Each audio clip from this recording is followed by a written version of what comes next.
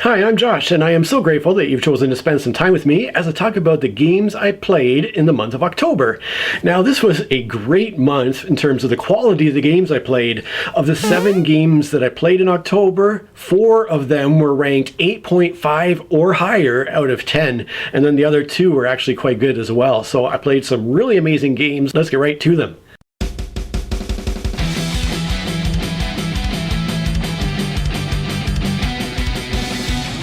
For my monthly games played and purchased videos, I decided I would start going through the games in order of lowest rated to highest rated. I found that when I was discussing some of these games, sometimes if I played them a couple times in a month, I would end up talking about them twice in the same video, and it just wasn't working quite as well. I wanted to be more succinct and add a bit of interest in terms of saving the best till the last. So, starting with the lowest rated game I played this month, we have Agricola All Creatures Big and Small, with the expansions Agricola All Creatures Big and Small, More Buildings Big and Small, and Agricola All Creatures Big and Small, Even More Buildings Big and Small. Yeah, so this was by Uwe Rosenberg, the same designer who created the original Big Agricola board game years and years ago when that was released. I did play that and did not enjoy it. However, when he came out with this tiny little condensed 2-player version of Agricola, I picked it up and really enjoyed it. You still get all the fun of creating your own farm with your animals and your resources, all based around a worker placement mechanism, and it's just fast and fun and quite easy to dive into. So this is a great little 2-player game that I rate 7 out of 10, and my primary gaming friend also gives it a rating of 7 out of 10. Next up is another wee little, almost pocket-sized game with a rather long title called The Great Heartland Hauling Company. This is a game that says, let's take the mechanism of pick up and deliver and let's condense that down into as small and simple a game as we can make it. And it really succeeds in the process. There's kind of a card drawing and collection aspect that would be very familiar to people who play Ticket to Ride, and then those cards are played in order to move your little truck around on a board, pick up goods, and deliver them to cities, drop them off to earn money. And it's ultimately a race to get to a certain amount of money before any other players. It's a 2 to 4 player game. It has a fun little expansion that allows you to have a little upgrade for your truck so that each player can kind of customize how their game plays out. It's very simple, highly tactical, quick to play, and pretty much fits in the pocket of cargo pants and can be taken anywhere to be played. I rate this little game 7.5 out of 10, and my gaming friend rates it 8 out of 10. So quite a successful little game for both of us. Now, I have 3 games that are all rated 8.5 out of 10. So these are all only 1.5 points away from perfection in my mind. And the first one that I'll talk about is K2. And with this one, we played with the Broad Peak expansion as well as with the little Avalanche promo to add a bit more interest to the game. And it's been a while since I played this game, and in my mind, it was a little bit simplistic and got kind of old quickly. But when I got back to this game, I realized, oh man, this is such an amazing game. I challenge you to come up with any board game in the world that is so amazingly thematic with so few rules. And it's really no surprise given the fact that this game is designed by an actual mountaineer. And so everything that is happening in this game is very tied around a very tense and realistic theme. And that tension with every single turn you play, every single card you play, it just feels like, oh, I just need to go a little bit further, and there's so much excitement and tension every step of the way in K2. The very survival of your climbers in this game is not guaranteed. So you basically each have 2 climbers. You're trying to reach as high on the mountain as possible, but in the process, you have to stay alive and maintain your oxygen levels. And it's all done through the most simple, easy to learn rule set. The expansions add interesting elements that each feel a little bit different. On our second play of the game, we played it twice this month.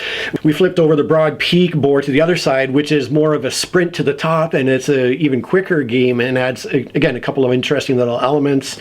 And I just realized, what an amazing game K2 is.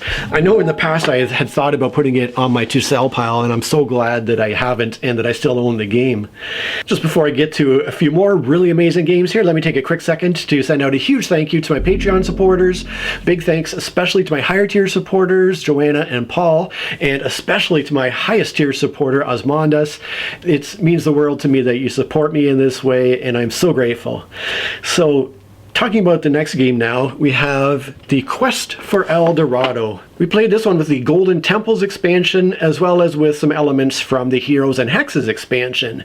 I really like the Golden Temples expansion in particular. It adds some really interesting stuff to the game. The Heroes and Hexes, I'm not as sure on. A couple of the elements I do really enjoy. I'm not so sure about the Hexes and Curses part of that game, though. However, it is a game I enjoy a ton.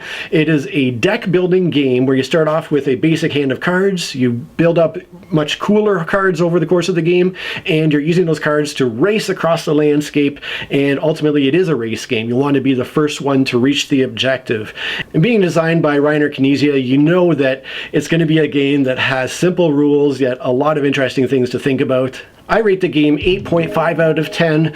My friend doesn't like it quite as much, although he still rates it 7.5 out of 10, so it's still a pretty high rating from him. Next up is one of my newest acquisitions, and this is King Domino Origins. I talked about it last month, so I won't go into it too much here, but the instant I played this game, I immediately fell in love with it. I was eager to get back to it, so I was happy that my friend wanted to play it again. Once again, this is right in my wheelhouse of easy to learn, simple rules, but a lot to think about with each turn that you take in the game. And it's just really neat how it's built around this kind of domino style gameplay, and you're trying to fill in your area and acquire resources and score points. I have to say though that this time around I got absolutely smoked by my friend. It wasn't even close. I'm not sure how I did so terribly in the game, but it did not affect my enjoyment in the least. In fact, it just made me want to come back to it all the more and see if I could do better next time. So I'm eager to get this to the table again. I rate the game 8.5 out of 10. My friend also gives it a high rating of 8 out of 10. So King Domino Origins, of course, it's also by my favorite designer, Bruno Catala, so it's no wonder that I like King Domino Origins so much. And then the final game here is just a simple little party game, and it's one that I took to a family get-together with my mom and some of my brothers and some of my nieces and nephews, and I just brought along this game as an easy group game to play, and that is Telestrations. Now, I do have the After Dark version, although playing with my mother, my nieces and nephews, and my brothers, I left the After Dark cards in the box and we played the regular game of Telestrations. This is just such a fun game. You don't even have to sit around a table to play it. All you need is a group of people who are hanging out together. Essentially what happens is everybody is going to draw a card. There's going to be a word on the card, such as, for instance, head in the clouds, so it could be a word or a phrase. And what you're going to do is you're going to take a little dry erase notebook. You're going to write your head in the clouds phrase on here. Then you're going to just take a minute or two to draw a picture to represent head in the clouds. Everybody is doing this with their own individual word and their own individual booklet. Then you're going to pass this to the person next to you. They're going to look at only your drawing, not the words you have written down. They're going to flip the page and they're going to put the word or phrase that your drawing brings to mind. And then once again, you're going to pass this on to the person next to you. They're going to see only the words that the last person has written.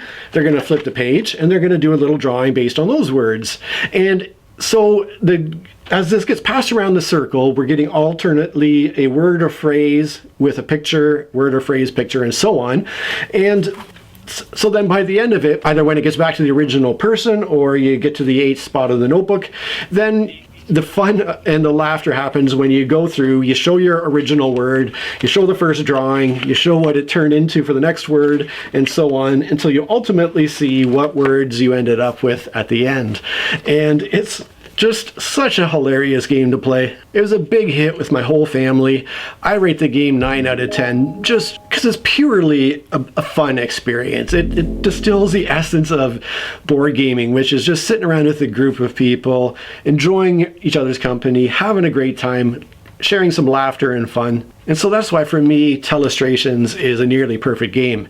And then, of course, if you want to have a bunch of adults you're playing with and you want to pull out the After Dark cards and get even more hilarious with your drawings and your words and phrases, then that just adds to the fun too. And that's it for my month. I didn't end up purchasing any games in October, but I do want to know what you've been playing. What did you get to the table in October? What games have you been looking at or purchasing? What has newly arrived in your game collection? I am very interested in hearing all about it, so please do let me know in the comments, and thanks so much for watching. The preceding video has been brought to you free of charge by me, Josh. The only thing I ask in return is that you either choose to, or if you would send a link for this video with someone who you think would enjoy it. Let's get right. Next up is another. So this is a great little game that I rate.